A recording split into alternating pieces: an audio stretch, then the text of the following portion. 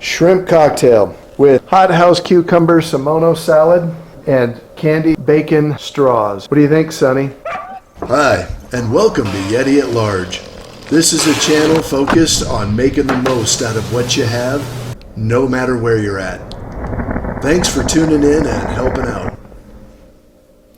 So much of what we do here is just a combination of little chef tricks. If you want your cutting board to stay still, put a damp towel underneath it and it won't slide around.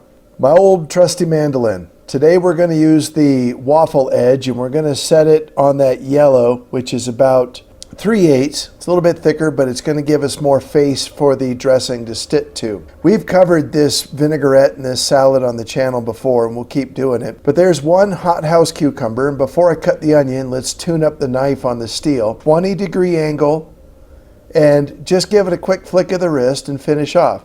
See where I keep the guard so that the blade can't ever accidentally get to my fingers? I've had a bunch of these onions from a 50-pound bag. They've been in my cellar for a while, and that one's gone bad from the inside out. We'll throw that on the compost pile and try another one. That one looks good. We'll do a fine julienne of the onion and a thin cut of the cucumber, and let's make our dressing. I use C&H pure cane sugar for this, but you could also use honey or agave syrup. So basically, a skinny 1/4 cup of sugar, that's 1 teaspoon of sea salt, a couple good grinds of fine black pepper, and then a 1/2 cup of rice wine vinegar. You can use any vinegar you want. I just happen to be on a rice wine vinegar kick. Let's start our mise en place by prepping the parts that we're going to need for our shrimp cocktail. I like to clean these lemons up with no skins, no membrane, and no seeds, and I'll cut little X's in them so when you go to squeeze them on your seafood, they juice really nice. Our dressing's had a few minutes to sit, so you can see the sugar and salt are fully dissolved. So now we can mix in our cucumbers and our onions to make our Samono salad. Be gentle with these. You don't want to tear them up. So just a gentle toss to get a good coating, and then once they're in the Tupperware, you can shake them around a little bit to make sure that the marinade gets a hold of everything and gives it a good soak. These red-handled heat-proof spatulas are absolute must in the kitchen. Put the lid on nice and tight, that way I can shake it every once in a while and stir up the dressing. We're gonna make our own cocktail sauce at home, and not 1,000% from scratch, just a little bit. We're gonna use a small can of the Candied tomato sauce. I hope you can see the texture of this. Now, it might not be as firm as we want when we're done, so I always keep a little tomato paste handy. Our recipe is gonna be really simple. Tomato sauce, a little Lea and Perrins, a little fresh prepared horseradish. And now this is not horseradish sauce. This is just ground horseradish. Wished you could smell that. This stuff is the bomb. What I like about the spice of horseradish is it hits and then it leaves. It's not lingers. A little bit of sea salt for flavor, a little lemon to get some acid in there, a little bit of my house prepared garlic, and then I will season it with a little fresh ground cracked pepper, and instead of using any kind of Tabasco, I'll put a little sprinkle of Flatiron Pepper Company in there just to give it a little love. And I set that pepper mill on the fine ground.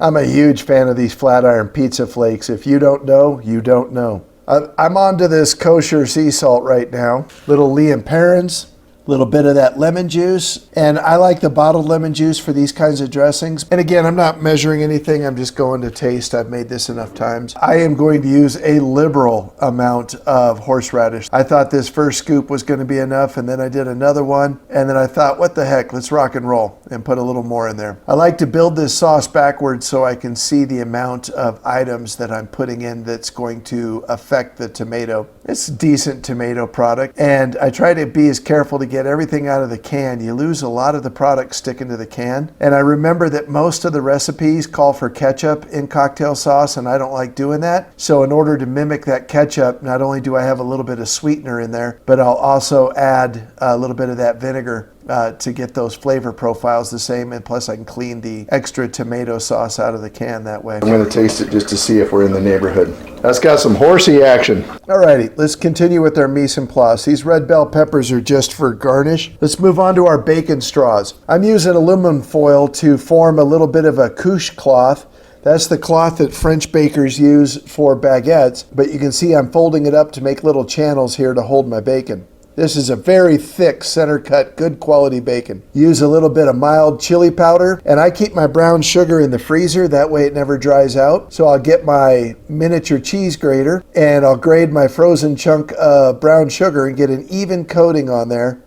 All I ever use is a little bit of the brown sugar and the chili powder. You're going to see my technique here is I try to twist as much of that spice and sugar on the inside so you don't lose it. You don't need too much, and trust me, most of it's just going to burn away anyway. And don't over crank them when you tighten them down. They will tighten themselves up when you put them in the oven. I've got my bacon straws all lined up here, and I'm going to use my miniature toaster oven that has a convection bake function on it. I love this little thing. So we'll set it for 375 for 30 minutes and give them a check. I turn them once when they're 3/4 of the way cooked. Anytime you use bamboo skewers, soak them in cold water beforehand. If you're going to grill skewers or kebabs on the grill, they absolutely have to be soaked so they don't burn. Now here's the star of the show, these giant U8 Gulf of Mexico shrimp. The U size is under per pound. So if it's U8, that means there's less than 8 shrimp per pound. That means these shrimp are no less than 2 ounces each. They're huge. Now that I've peeled them, I'm not going to waste these shells though. I'm going to put them in a yogurt container. I'll hold on to those and I'll show you in a second what we're going to do. These guys are beautiful. Peel that last section all the way down to that little spiky tip, but leave the tails on. I like to fan them out. I think they're gorgeous for shrimp cocktail. All right, I prepped the rest of the shrimp. I'm going to save those shells and we're going to start making our poaching solution.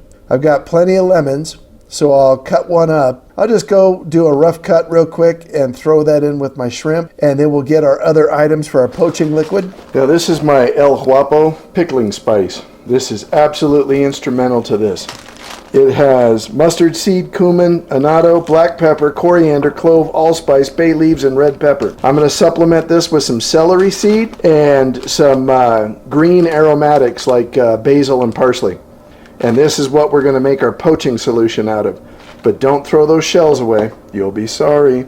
We've got a mountain of flavor we're building in here. And notice that the water level is fairly low. I'm going to add some of those green aromatics I was talking about, some parsley, some basil, anything I can to bring up a good garden kind of flavor. If you don't have celery seed in your pantry, you need it. Notice my stainless steel rack is just above the liquid level. So I like to do my shrimp for a cocktail very different than most people. I want to open up and get as much face on the shrimp as possible. A butterfly technique. Think of it if you wanted to do a breaded fried shrimp, which we need to do a panko shrimp with a sweet chili sauce on this channel pretty soon. Now these things are absurdly huge. So I'm going to butterfly them open and then I'm going to trim the nose off just a little bit so it squares it up. My skewers have had a chance to soften in the moisture for a while, so I'm going to pull one out, cut it in half, and you'll see how I'm going to insert a skewer on both sides of the shrimp. My goal here is to keep it flat and to prevent it from curling up. I noticed that traditional shape of a shrimp cocktail is a whole shrimp that curls over and then people hang it on the glass. But I prefer a little straighter with an open face. It allows me to get a more gentle poach on it so I don't have to overcook it to get the inside up to temperature. And it allows it to take more flavor, a lot more flavor, and hold more sauce. These are going to be amazing. Now, if I wanted to grill these with the skewers in them like that, gives me something to hold on to. You can see my bacon straws are out of the oven and cooling.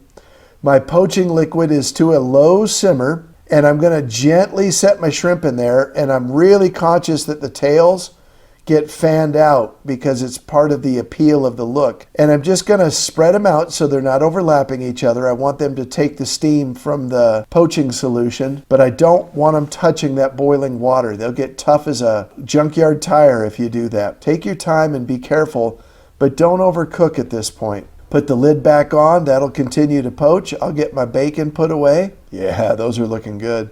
I wished you could smell this. It's amazing. All right, you can see by the color they're getting 3/4 of the way cooked. In a second, I'm going to flip them over just to get a good even distribution of the steam. But at this point, I'm certain that they're done. I'm going to pull them off, put them back on my clean plate. I'll cover them with plastic wrap and put them in the refrigerator till they're completely chilled. Now that they're chilled, I have to take out the skewers, and you can't just pull them out.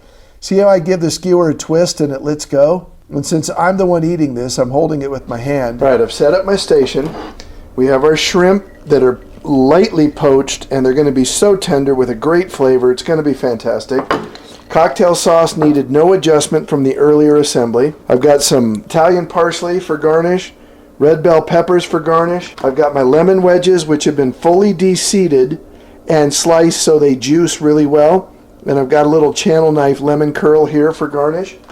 I've got my Semono salad that I'm going to use to augment. And I've got my bacon straws, which I'm going to use for some garnish and to augment as well. I've told you many times before, I don't eat a lot of bacon or pork anymore, but I can eat bacon.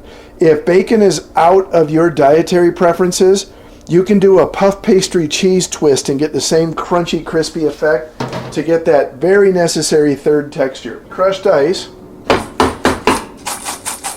And it's not the best crushed ice, I'll tell you that right now, not like you get from a dedicated machine.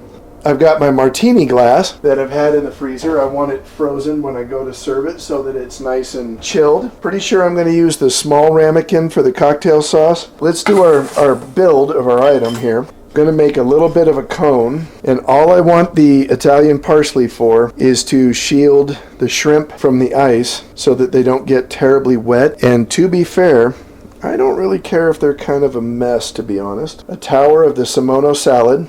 Now this is clearly an entree quality cocktail, so we're only going to use the 3 shrimp, and the bacon straws are long, no doubt. So I only need half of one. I'm not going to go any higher. I want the tails to be the signature view. I'm going to put a little red bell pepper, and then I want a wedge on every side. 3 shrimp, 3 wedges, and these shrimp are so huge it won't build. You saw that red pepper hit the ground there. I can go that route. How about that? And let's present it. I can't even get over it. This is a shrimp cocktail, and we are going to dig in. I really wished you were here right now for this. It's good when you serve a shrimp cocktail in a martini glass. Got a little lemon curl garnish here from the bartenders. I threw some red bell peppers on just for color. And the crunch is amazing. These bacon straws are incredible. And if you don't eat bacon, you can use puff pastry cheese twists, and they go well with the cocktail sauce.